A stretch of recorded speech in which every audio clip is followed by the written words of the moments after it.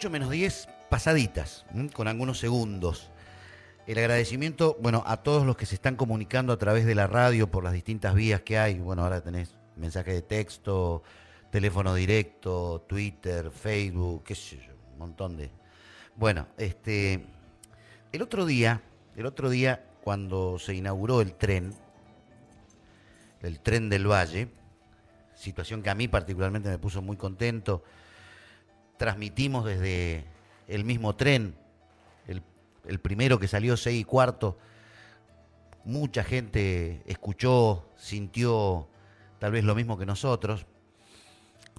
Pero claro, yo por ejemplo hace no sé cuánto, menos de una semana, charlaba con quien hoy es senadora nacional, se llama Magdalena Odarda, y desde la Soledad, cuando era diputada provincial en Río Negro, constituyó una comisión pro Tren del Valle. Por supuesto no fue invitada a la inauguración, pero bueno, cada cual con su cada cual. Pero a mí eso me parece injusto, que no lo hagan quienes tengan la decisión de invitar, está dentro de las posibilidades. Pero sí lo que hago es llamarla a Magdalena y también, bueno, en ese acto pasó algo.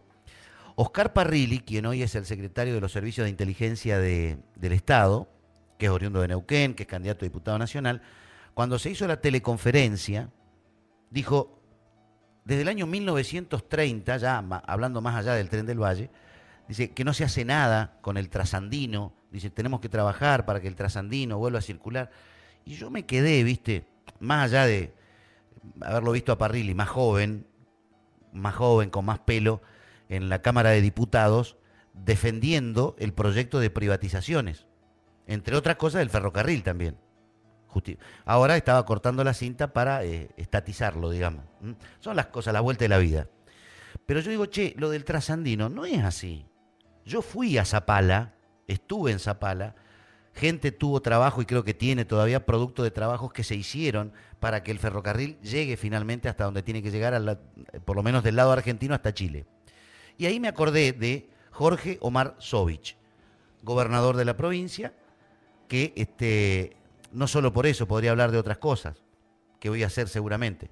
Pero quería hacer este prolegómeno para darle el buen día a Jorge Omar Sovich.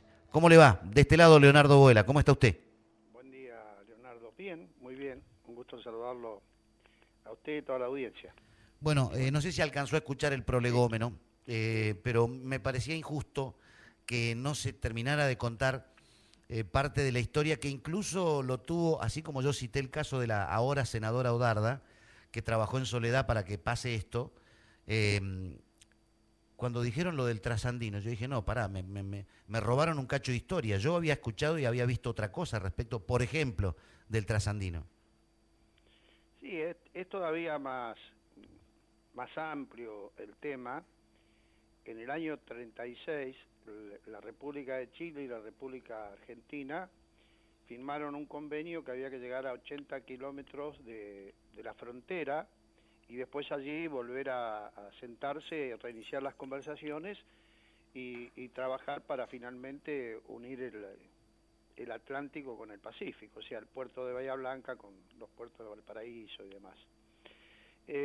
Chile llegó a 80 kilómetros de la frontera y a la República Argentina le faltan 130, con lo cual había que construir 50 kilómetros para poder sentarnos a discutir con la República de Chile en igualdad de condiciones.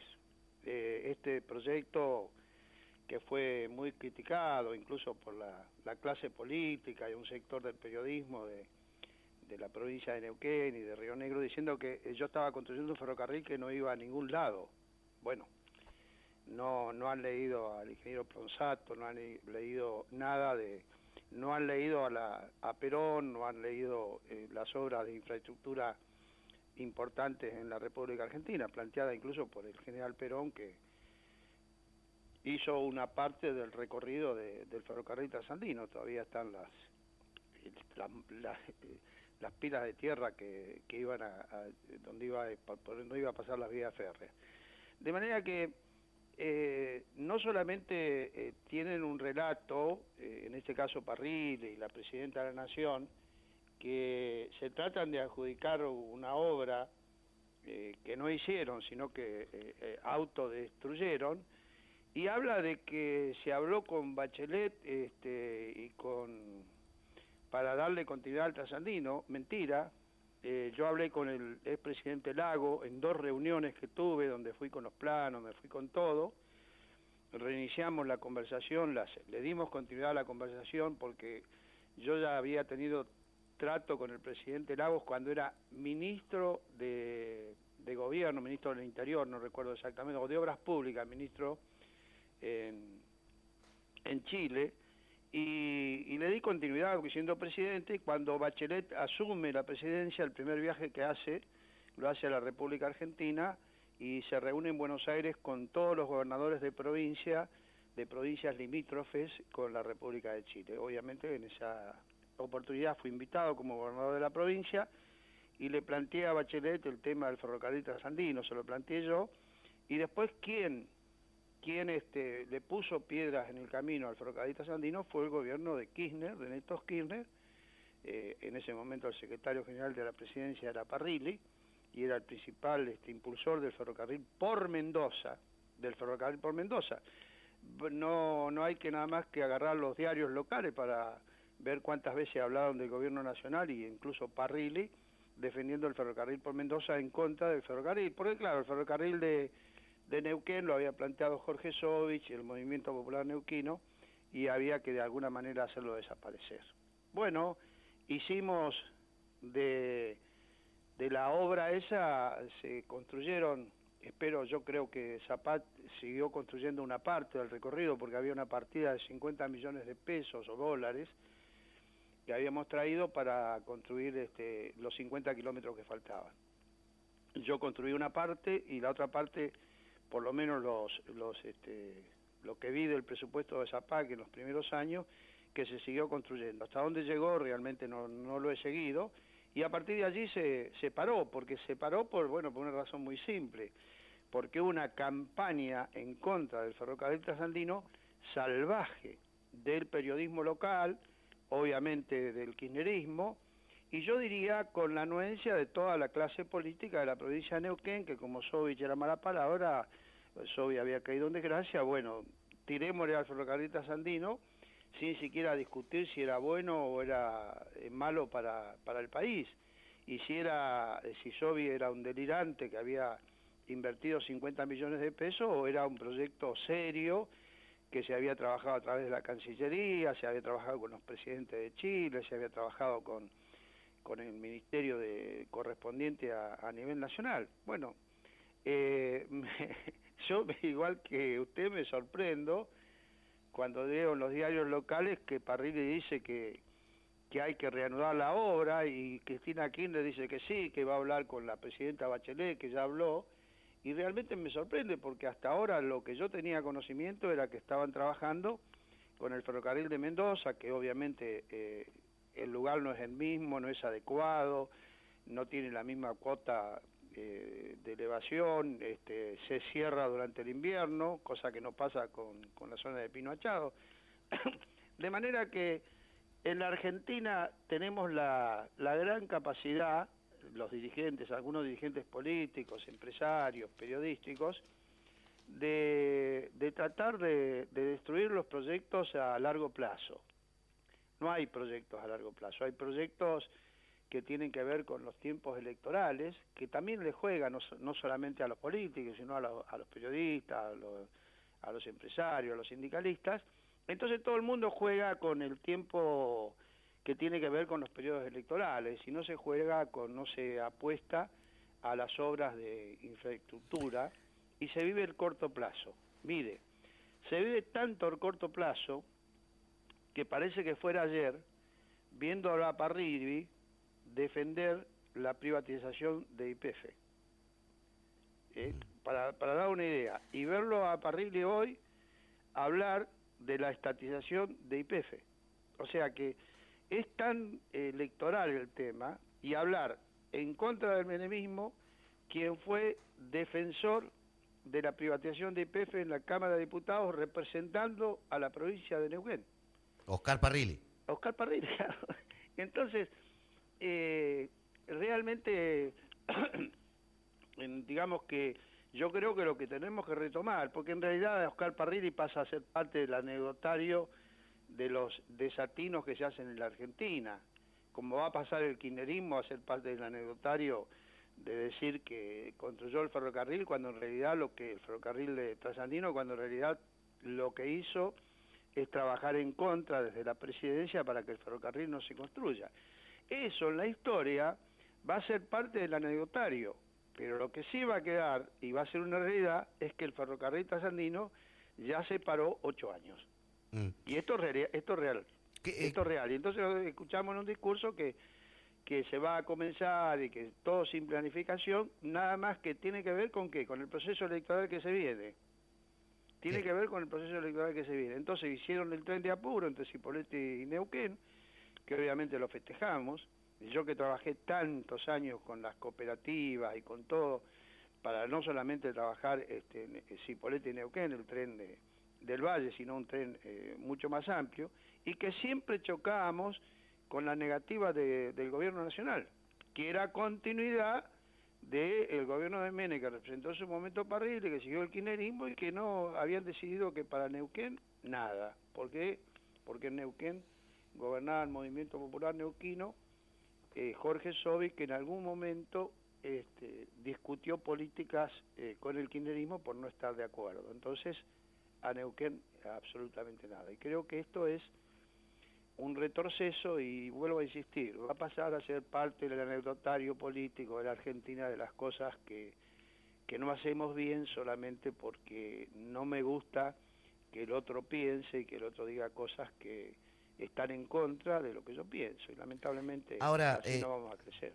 Le recuerdo a la gente, estamos charlando con Jorge Sovich, que tal vez no ha sido muy bien tratado durante sus gobiernos por determinados medios también, ¿no? Pero yo estaba recordando algunos títulos: obra faraónica y mesiánica, Sí. 2 puntos, la multitrocha. Sí.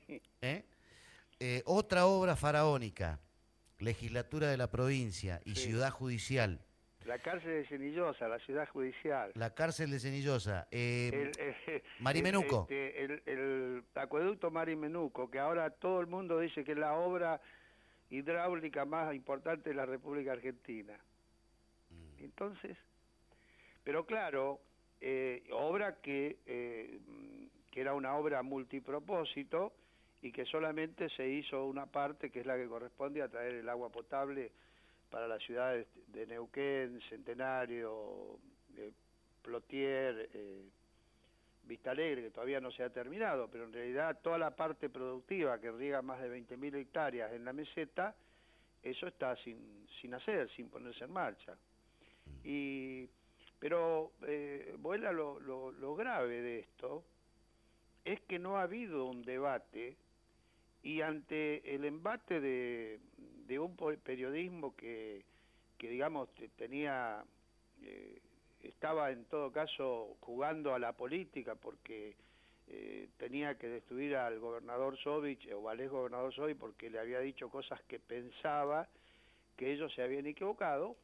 Entonces había que sacar y hacer una campaña de estas características, y años después todos aplauden la cárcel de Cenillosa, todos aplauden la multitrocha, todos aplauden el acueducto, obviamente tratando por todos los medios de esconder que esas son obras que se hicieron durante la gestión Sovich, que a mí de última no me cambia la vida. Lo que me interesa es que esas obras se hagan, y lo que me interesaría como hombre político, como neuquino, como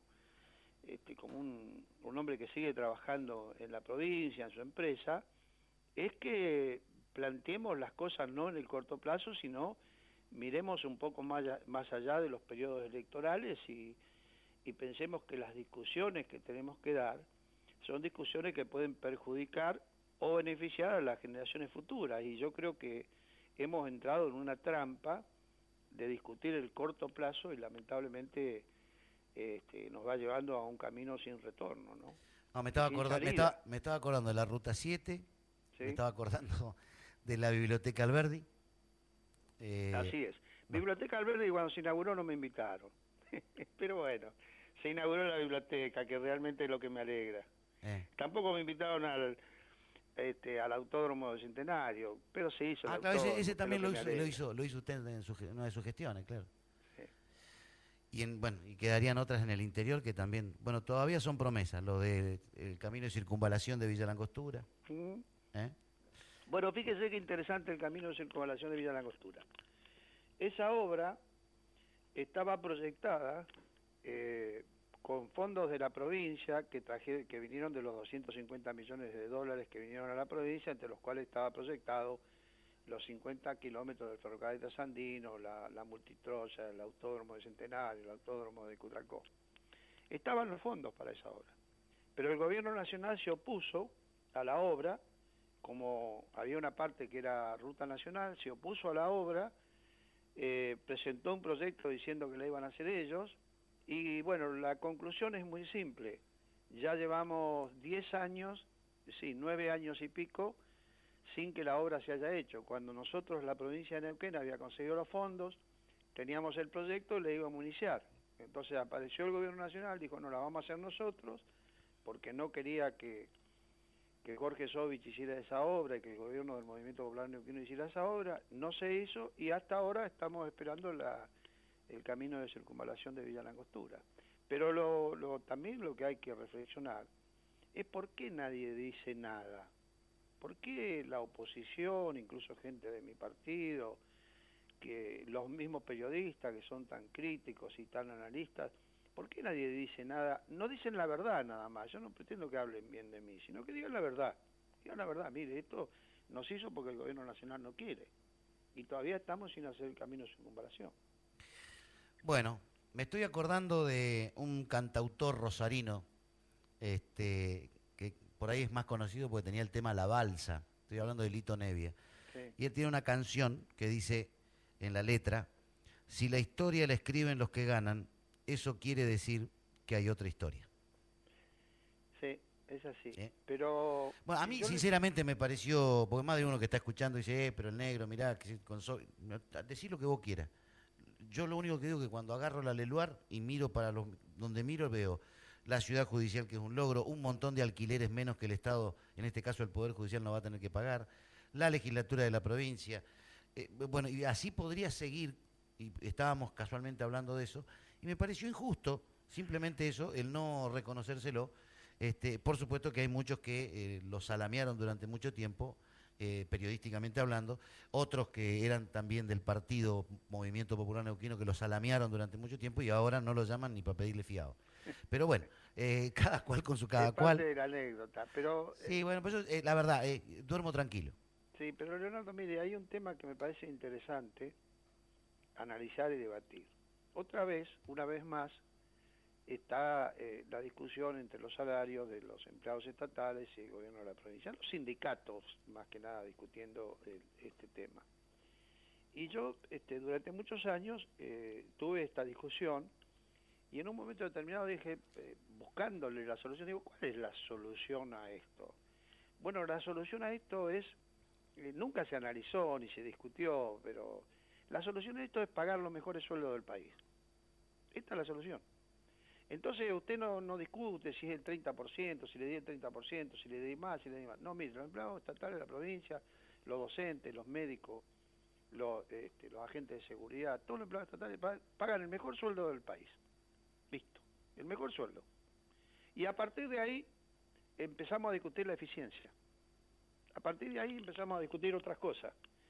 Empezamos a discutir el recurso humano, la calidad institucional, discutimos todo lo demás, pero sacamos de la discusión los salarios. No, esa discusión, cuando yo planteé esto, hasta los sindicatos se quedaron callados la boca, porque no querían discutir esto, no querían tener el mejor sueldo del país. ¿Saben por qué no querían tener el mejor sueldo del país? Porque a partir de ahí se terminaba la discusión, y entonces había que discutir otras cosas. Había que discutir si realmente está la cantidad de empleados que se necesitan en los hospitales, si está la cantidad de empleados que se necesitan en seguridad, si los proyectos de seguridad son viables, si los proyectos de educación son viables. Había que discutir otro tema. Había que discutir los planes de estudio, porque ya la masa salarial se sacaba de discusión. No, entonces eso no le interesaba discutir a nadie, no le interesaba a los sindicatos tener los mejores sueldos del país. Fíjese qué interesante este tema. Pero todo el mundo miró para otro lado. ¿Y por qué miran para otro lado? Y bueno, porque no te metas con los sindicatos porque te cortan la calle o te hacen un escrache. Y entonces seguimos sin discutir los temas que finalmente llevarían una solución a la sociedad. Entonces estamos así todos preocupados que si se llega a resfriar la masa salarial de la provincia, nos engripamos todos. Entonces no puede ser esto. Hay que ponerse definitivamente a discutir los temas que hacen a la problemática en general y hay que plantearlos de una vez por todas y ver si hay capacidad de discusión. Parece ser que a algunos no les interesa. Jorge, como siempre, muchísimas gracias por atendernos. Le mando un abrazo. No, al contrario, un gusto. Hasta luego. Hasta siempre. Allí charlábamos con el ex gobernador Jorge Sovich respecto de algunas cosas que pasaron, que se hicieron, pero que por allí la historia no es justa a la hora de decir, che, ¿quién lo hizo? ¿Cuándo fue? ¿Por qué? ¿Para qué? ¿Y qué actitud política tuvieron otros que ahora se suben al tren, entre otras cosas?